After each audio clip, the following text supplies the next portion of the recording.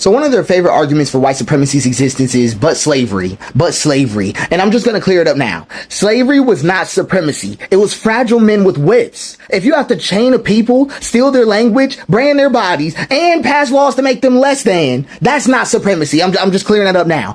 I have never been more disappointed as a white woman. I have been deconstructing a lot. I have been deconstructing the Mormon faith that I grew up in, but not only that, I've been deconstructing my own white culture. And what I've come to realize, and that's been honestly probably not a huge surprise to anyone else, but for me it was a huge surprise to realize and learn that white culture is racism. White culture is white supremacy. That title might upset you. It might make you uncomfortable, defensive, or even angry. But what if I told you that is the point? Because for too long, we have tiptoed around our truth. So in today's video, we are asking the real questions. What is white culture? Why is it tied to white supremacy? And how do we dismantle it without erasing anyone's humanity? Watch and pay attention, and I will share my thought later. One of their favorite arguments for white supremacy's existence is, but slavery. And I'm just going to clear it up now. Slavery was not supremacy. It was fragile men with whips. If you have to chain a people, steal their language, brand their bodies, and pass laws to make them less than, that's not supremacy. I'm just clearing that up now. It's spiritual terror management, because you don't enslave what you think is beneath you. You enslave what frightens you into silence if left free. Slavery is not proof of white dominance. It's proof of white dependence on stolen labor, on extracted brilliance, on eternal surveillance. If white supremacy were real, right? If it were real, I just want y'all to lock in. If white supremacy were real, the moment slavery would end it, so would the fear. But what really happened? It mutated in the black codes, in the lynch mobs, in the redlining, in the mass incarceration. That is not supremacy. That is generational panic dressed up in all your favorite legal language. And let's go to all the arguments, because I truly want you to understand. Jim Crow also is not power. It's a performance. Segregation wasn't about pride. It was about containment. Water fountains, bus seats, lunch counters, all that. None of that was to elevate whiteness. It was to protect it from proximity to things it couldn't have, to keep it from dissolving in the presence of uncolonized joy. It took armies of laws to maintain the illusion of white supremacy. That's how fraudulent it is, because the lie cannot walk unassisted. Jim Crow is not a monument to white strength at all. It is a crutch for a collapsing myth. Let's go some more. Let's talk about the GI Bill. Because they say, but we gave veterans a future. Unless, cool, you can even imagine that. Because they gave veterans a future unless you were black, unless you were indigenous, unless you were part of the very machine that bled for a freedom you never received. Right. I just want to say that, because white veterans got homes, education, lands. You know what black veterans got? They got surveillance, denial, firebombs in their neighborhoods. So what did supremacy do when black bodies served it with honor? It shut the door in their face. That's still not supremacy. It's a grift. Right, that's all a grift, sealed in policy. See, you got to think about it. Because never in your life, never in history has anyone ever encountered this thing. Because if white supremacy was so powerful, why did they flinch at a bus boycott? Why did it suppress a sermon? Why did it panic at a sit-in?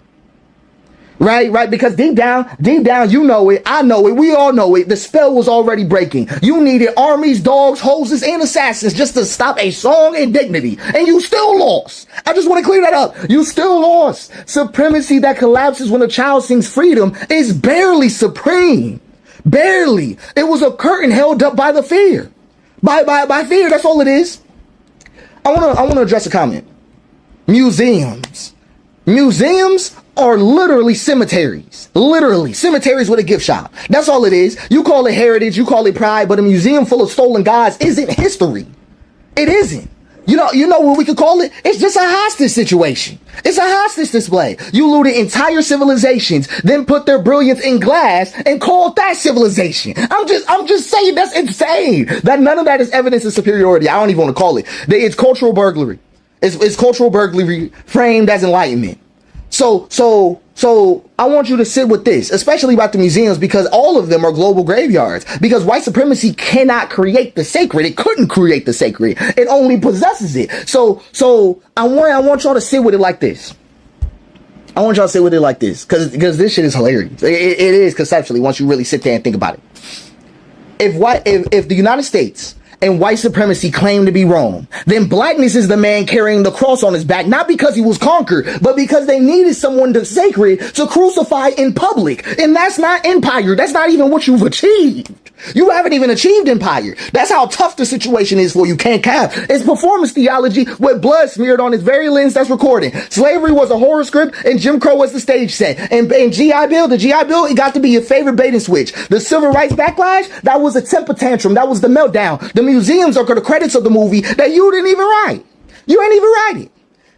I want to pick a new name for white supremacy. New name. Because I want people to understand it and be able to see it beautifully. It is the longest running identity crisis the world has ever seen. It is the longest running crisis of identity the world has ever seen. Ever. And it doesn't even end with applause. It just ends with the mirror shatters. I'm just saying, we can pull the plug on this one. There's a lot of things we fighting that are real. That is not real. How did I grow up not knowing the names of people like Emmett Till, of people like Solomon Northup, of people like, I did learn about Harriet Tubman, but, you know, she was pretty mainstreamed, Rosa Parks, Martin Luther King, Malcolm X.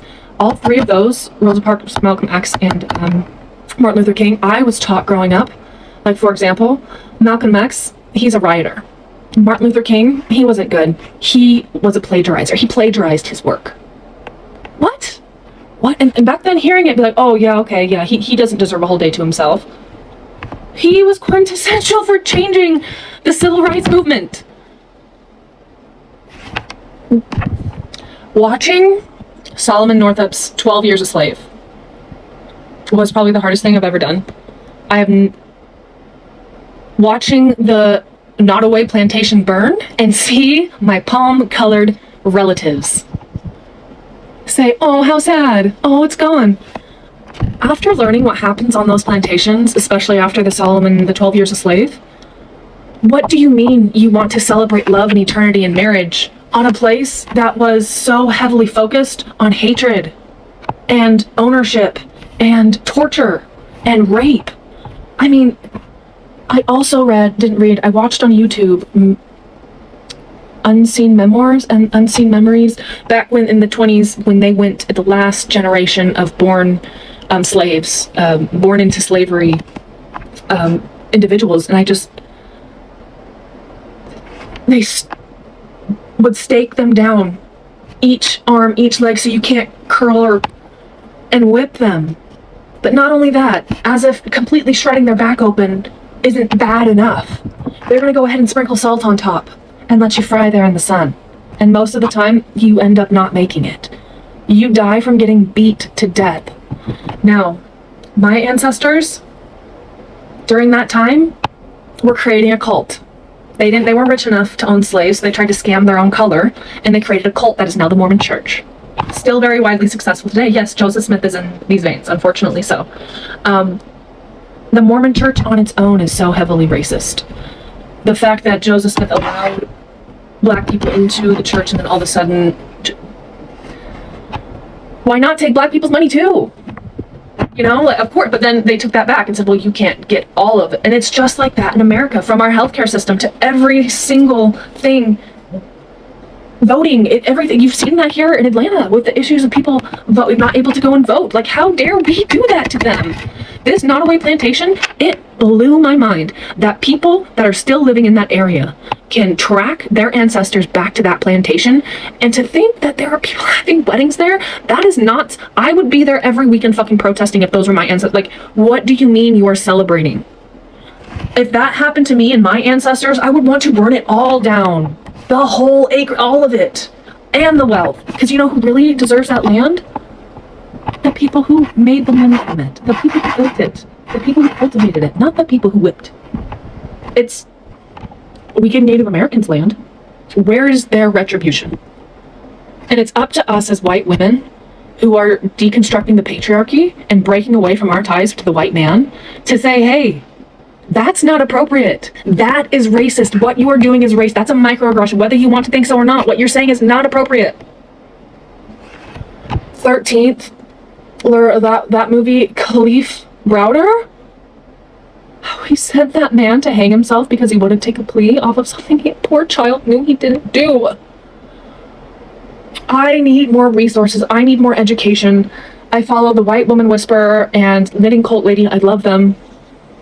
I'm deconstructing my white privilege and I need help. I need more resources. I am so ashamed. I have so much guilt and shame when I see my people online sad that like Shyla Hendricks. Oh, what the fuck? What do you mean? What? We're fucking racist.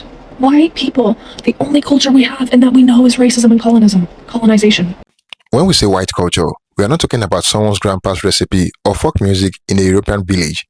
We are talking about the globalized, dominant cultural norms that were built and enforced during colonization, and that still shape how society operates today. These are not neutral. They were spread through conquest, not consent. That is not culture, that is colonialism. White supremacy did not begin with 8 groups. It started with ideology. An idea that whiteness meant intelligence, purity, leadership, and that non-whiteness meant chaos, savagery, or inferiority. Europe did not just conquer land, it conquered minds. Children in Africa and Asia were taught to see their skin, their names, their languages as backwards. Even today, colonized nations still struggle with the trauma of cultural erasure. So yes, when we talk about white culture, we are talking about a system that was designed to dominate. Ask yourself, why is African spirituality called voodoo and demonized? But European witchcraft is turned into fashion trend and TikTok spells. Why are black hairstyles considered unprofessional, but cornrows on white celebrities are bold and edgy? This is the power of white culture, not as a heritage, but as a global default setting. It takes what it wants, strip it of context, and resell it.